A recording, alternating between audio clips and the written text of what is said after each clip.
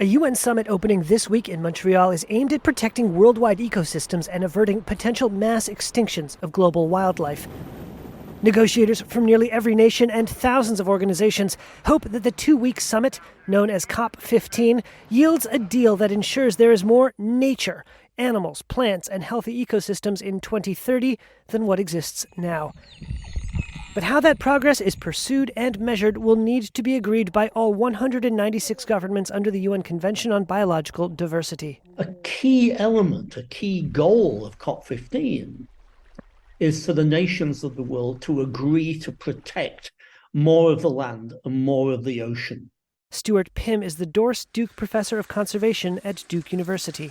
COP15 is important because the biggest irreversible change to our planet is that we are driving species to extinction 1,000 times faster than they should be going extinct.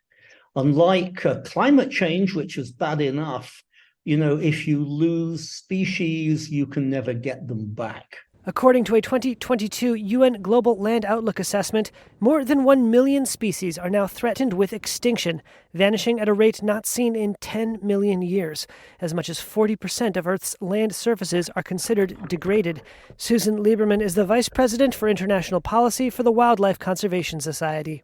What I don't want is in 10 years to say, well, that one failed, let's try again. We can't afford that.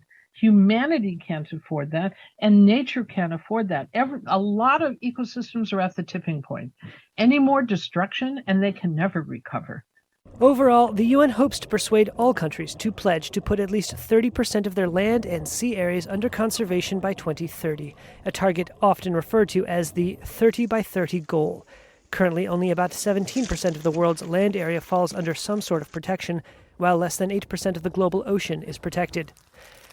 But negotiators said the draft deal is still riddled with bracketed phrases, indicating a lack of agreement and ongoing discussion on hundreds of points. Some of the toughest areas include how to ensure poor nations will have the funding needed to restore degraded areas, whether to include efforts to curb climate warming emissions, and whether to impose a deadline for phasing out pesticides. What I'd like to see coming out of COP15 is that we agree to be a protector of nature rather than an abuser of nature.